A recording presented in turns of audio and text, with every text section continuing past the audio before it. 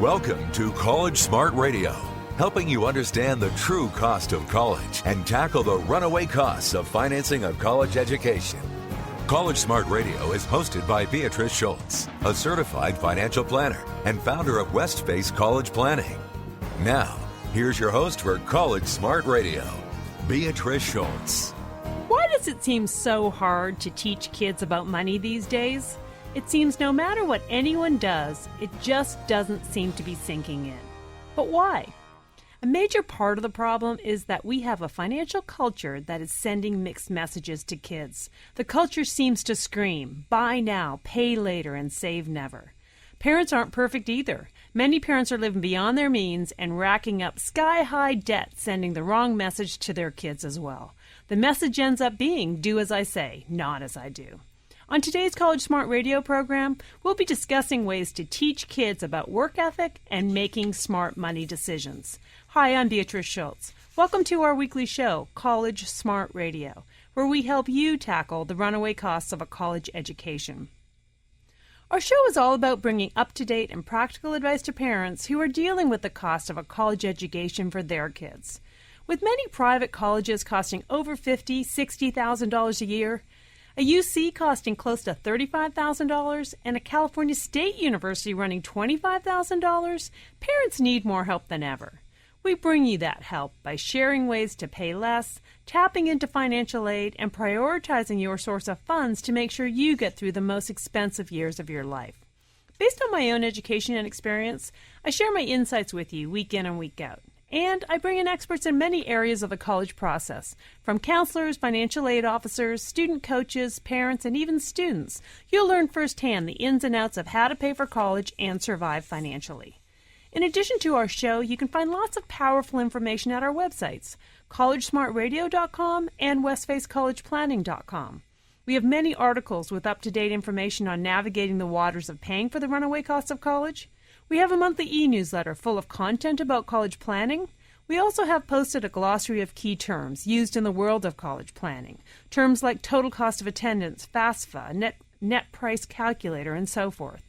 And we have a link to our free community parent workshops and webinars that I host to teach parents about how to pay for college and how the financial aid system works. Let's get started with today's show. There's a serious financial crisis happening in America. No, it's not the stock market. No, it's not new unemployment figures. And no, it's not rising mortgage rates. The financial crisis we're talking about is the lack of financial education our children are receiving. While money value is taught in schools as part of math word problems, where are our kids learning the proper ways to earn, save, spend, and share that money? On today's show, we're going to talk about ways to teach kids about work ethic and making smart money decisions. My guest on today's College Smart Radio program is Gregg Murset, the founder and CEO of MyJobChart.com, which is an online chore chart and reward system tool that can be used to make our kids better with their money. Gregg is joining us via phone today from Arizona. Hi, Gregg. Welcome to College Smart Radio. Hi. Thanks for having me on. Hey, Gregg, thanks so much for joining us. So, you bet. I took some of the words to start off this show from you. So, do you believe that we have a new financial crisis on our hands? Yeah, we do, and it's not getting any better. It's so hard to teach kids about money these days, and it just seems to be getting harder, and it just never seems to be sinking in. So, why do you think that is? Well, you alluded to it, and there are two big problems that I see. Number one is these kids are growing up in a culture that just screams debt and credit from the government and our $16.7 trillion debt. I mean, that just blows my mind that you break that down, and that's $55,000 for every man, woman, and child in the U.S. That's just enormous. And then you have consumer credit, $2.8 trillion. You break that down to $7,200 for the average credit card balance on Americans' backs. I mean, that's just a toxic, environment to try to teach kids in. Well, isn't that interesting? And I think one of the interesting points about it is the number is so big, everything's so big that people sometimes believe or don't even know how to make that small impact that can make a difference for their lives or for their kids. I see it every day when families walk into my office, talk about how they're going to pay for college, and expect me to have the solution that's magical that doesn't include some kind of sacrifice or financial planning on their part. Yeah, I mean, I think that's a good point. And you really have to, if we want to change this whole problem and change the culture, we've got to start with this generation that's growing up and teach them, real basic stuff, right? Like discipline and basic don't spend more than you have, and how do you do all that? And so that's why we feel like, we're really trying to change that whole paradigm. And parents, I think in their heart of hearts, they want to do that for their kids. They want to teach them what's right, and they want to make them smart with money, but they're struggling on how to do it.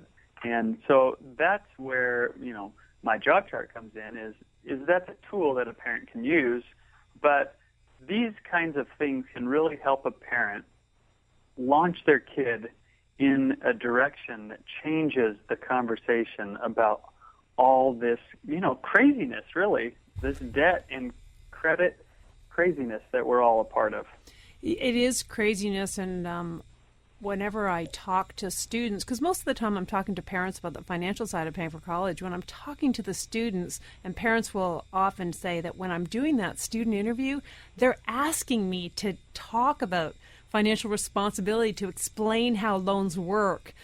They're hoping their kids can actually do better than they can do. So I think you're absolutely right when you say the parents want to do good for their kids. Everyone who's listening on the show wants their kids to do better than they did, or to do at least as well.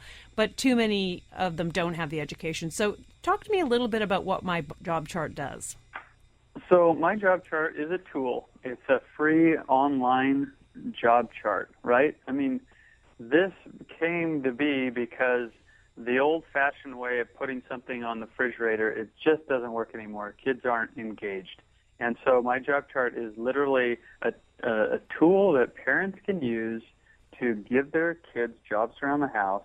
As they do those jobs, they earn points, and those points represent money. And then they can start to make financial decisions. And kids are going to have to make a million financial decisions in their life. And if you start them young, by tying it to, working, and then help guide them down the path and make them, or help them make good decisions, you're going to have a much, higher likelihood of a better outcome with those kids. Well, let's talk a little bit about some of the items we've already brought up, which is, so how does my job chart, or how can we help kind of kids develop a work ethic? Well, or how does it, or why does it to help develop a work ethic, I guess? Yeah, so it gives them a system to work within, right?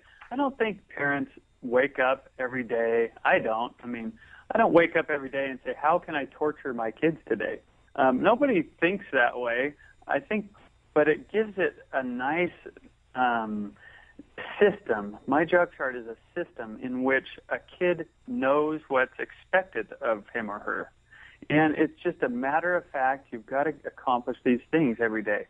And, that's what we do as adults. We have a to-do list, right? We get things done. We accomplish things, and we check it off the list. And this is just a great way to instill a work ethic in a kid from early on, because if you can get it set early, that's going to carry them a long ways. And I really think that parents are contributing to kids not understanding work ethic today. And they do that in a couple of ways. They're, hey, Mom, I need $20 to go to the movies. Okay, fine. Just give it to them. Giving them handouts is just not really helping. Kids aren't expected to contribute around the house as much. And then you have the whole entertainment, right? You've got the video games. You've got all the different endless entertainment options that kids get sucked into that are zapping their work ethic too. So if I've got some listeners on the show right now who are thinking, What can I do now? My kids are already in high school. Do you think it's ever too late to try to build that work ethic in your kids? No, it's never too late. I don't ever want to give the impression that, hey, if you don't start early, you are just messed up. Because there's always hope. But you have to kind of go back to the basics, right? If your kid's in high school, there's lots of stuff that high school kids want. I've got two in high school right now, and they want this and they want that, and those kinds of things, you can tie them right back to work ethic. If you want, money for that dance that you want to go to, my car needs to be washed every Saturday. Yeah, you bet. So you can make that all happen even if they're already in high school. So what's happening right now we talk a little bit about maybe parents failing their kids. Hate to say this with, the parents listening in, but what's the role of the schools in teaching finances to kids, or what should the roles be? Well, this is really clear, okay? 95% of parents believe it's their job to teach their kids about money. And anything else that can kind of come into the periphery here is great. But it's all going to be supportive of what the parents can do. So should schools teach it in even elementary school and grade school? I believe absolutely yes, they should be. Because I don't know about you, but I'm a CFP, you're a CFP, I know that. I don't know how much algebra I've used lately. Probably none, but I've sure made a lot of financial decisions in my life. So these kind of more complex math things that kids are learning, how much real impact is that having in a child's life as they grow up compared to some real smart money-making decision lessons? So I think schools should really grasp onto this and start doing this more and more. I think it's a great example that you talk about formal education, and this is what surprises me when parents say to me, I'd like you to talk to my students about how loans work or how finances work, and I'm thinking, you don't need to have a math degree to understand that. You need to be the person who's driving down the street, reading the signs, and making that math. Hey, Greg, we're going to take a break right now. You're with us on College Smart Radio, where my guest today is Gregg Murset of My Job Chart. We'll be right back after a quick break. For more information on today's topic, visit collegesmartradio.com or call area code 650-587-1559. College Smart Radio continues in moments on AM 1220 KDOW.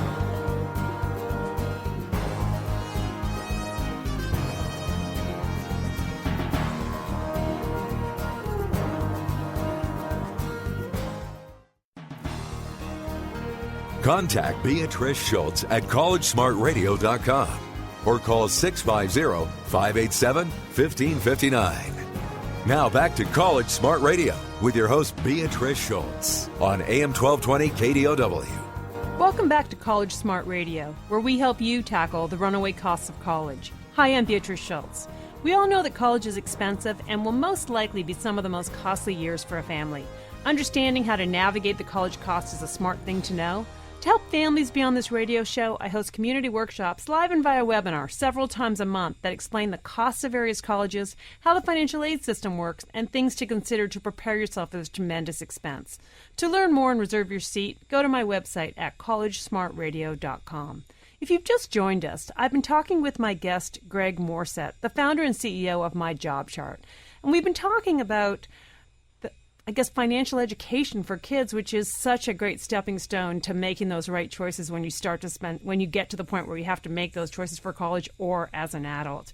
Greg, we were just talking about the roles of schools, and I kind of was thinking about elementary, middle school, high schools in teaching finances to the kids and what their role should be. And I think probably the answer is they aren't taking on much of a role at all, unfortunately, in having practical financial matters. And have you seen anything different than that at any schools anywhere?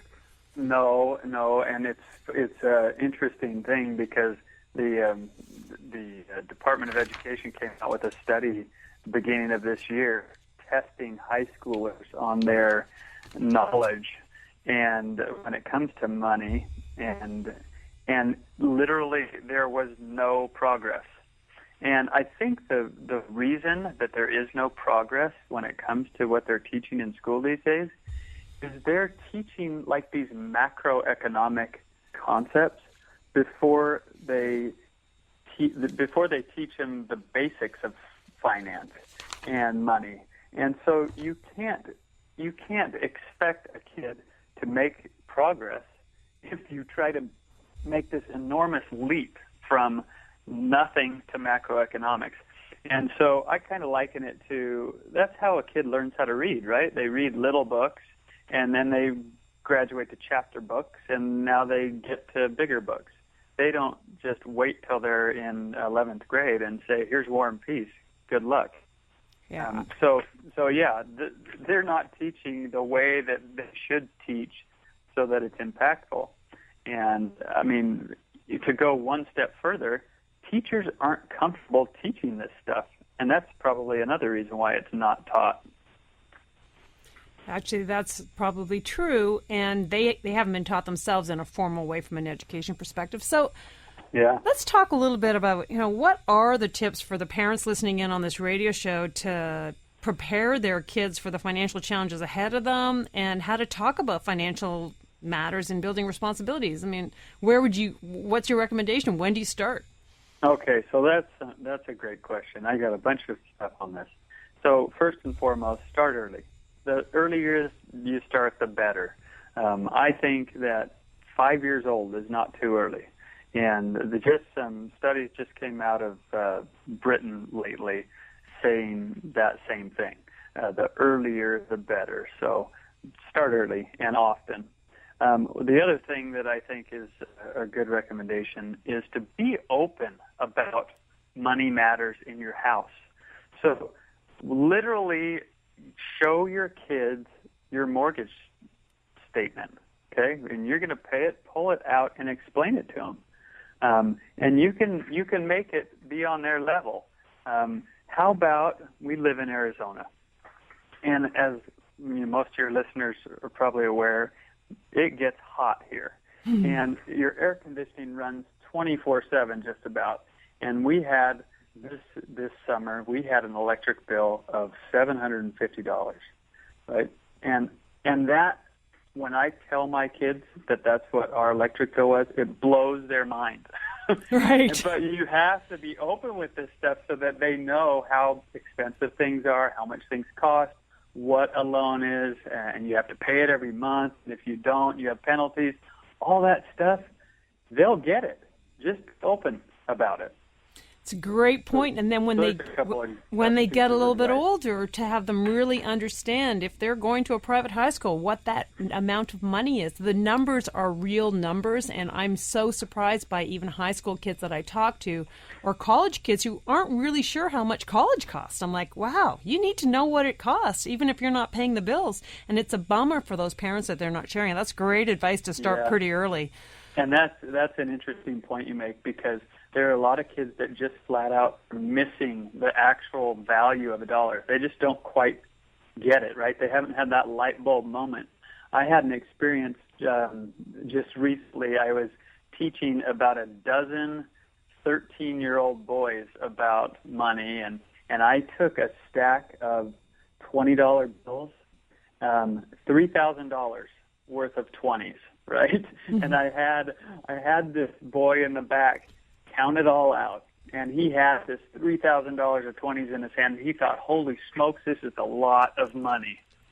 Probably more money than he's ever held in his hand. And I started going through all the different bills. Okay, what's a typical electric bill? What's a typical car insurance bill? What's a mortgage, and how much does that cost? And he started handing me the money, right, every time. And all of a sudden, he's out of money, but I still have things on my list.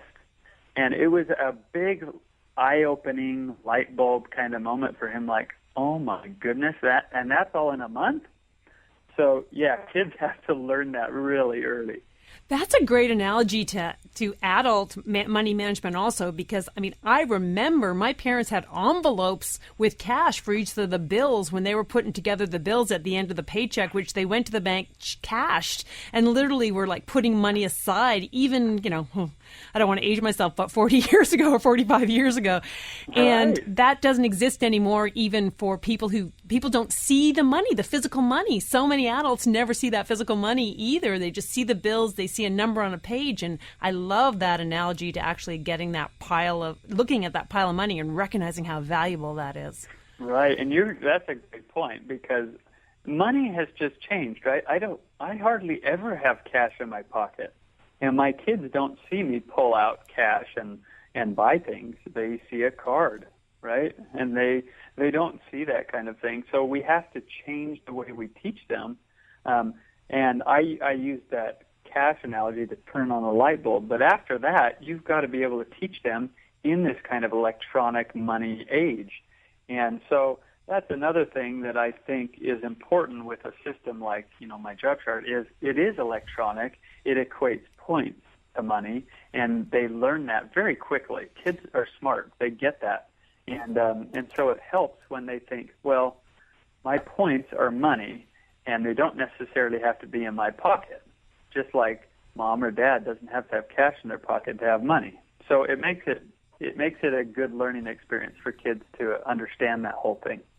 Well, can you give me a visual description of how my job chart works, how kids interact, how parents interact, and how the system? And I'll also share. I think it is myjobchart.com, but I'll have that website on my website for people to look it up. But if people are on the show right now, maybe you can take them through really how it works and why kids and why parents like it. Yeah, sure. So myjobchart.com it's a free website. It's for families that have kids from the ages of 5 to 15. And literally what a family does is set up their profile, and then parents assign jobs or chores to their kids. And as they do those jobs, they earn points. And those points pile up, and they represent money. And then a kid goes in and allocates those points to 3 different buckets: save, share, and spend. And really those are the financial fundamentals of financial life, right? We all go to work and we earn money, and then we split it up. We save and we share and we spend. And so that's what my job chart does, is reinforces those key principles. And then in addition to that, it gives a parent an opportunity for discussion. Should you really be spending all your points? How about giving to that cause or that charity? Don't you think that would be a good idea? How much should we give? And have that whole conversation. What about saving? You want a bike, or you want a car when you're 16, or you want to go to, Stanford. Okay, great. We need to start putting money away every month or every 2 weeks or whatever it may be, and saving your points so that you can accomplish some of these goals in your life. So that's what my job chart does, is facilitate all of that. And how does my job chart facilitate that? So I think my audience is the collection of points makes sense. They assign a certain job, has a certain amount of points. And then they can, if they do the job, they get credit for those points. How would my job chart help you to decide, spend, save, donate to charity? Okay, so those kind of conversations are really based on the family's, understanding of how they want to split up or allocate into the 3 different buckets. But my job chart helps make that all happen. So let's just, for an example, let's say, Emily does her jobs and she earns 1,000 points, which equates in our system, a point is a penny, right? So she's earned $10 and she wants to save that. So she allocates those points into her save bucket. She pushes a button, and then her mom gets an email that says, Emily wants to save $10. And there's a link built right into that email that mom clicks on, and it brings her to her bank's website. And so she can take $10 out of mom's account and put it into Emily's account. So it facilitates savings for that kid in a real way. It's not just some virtual piggy bank. Greg, but literally. Sorry, Greg, I got to cut you off. Sorry, we got too far. I got too far into listening to you, and I'm not paying attention to the clock. But hey, I'm going to have your website available on my website so people can look up and find more information. Thanks so much for joining us on College Smart Radio today. Hey, thank you. It was fun. Well, that wraps up another weekly show of College Smart Radio. We hope you picked up some new information today that helps you figure out ways to manage the runaway costs of college. You can hear us each week on KDOW, 1220 AM, Saturdays at 3 p.m. This is Beatrice Schultz. Thanks for tuning into College Smart Radio. We look forward to sharing more helpful information with you next week. You've been listening to College Smart Radio with certified financial planner Beatrice Schultz. If you have questions on today's topic, log on to collegesmartradio.com or call area code 650-587-1559. That's 650-587-1559. And join us next week at this time for another edition of College Smart Radio on AM 1220 KDOW.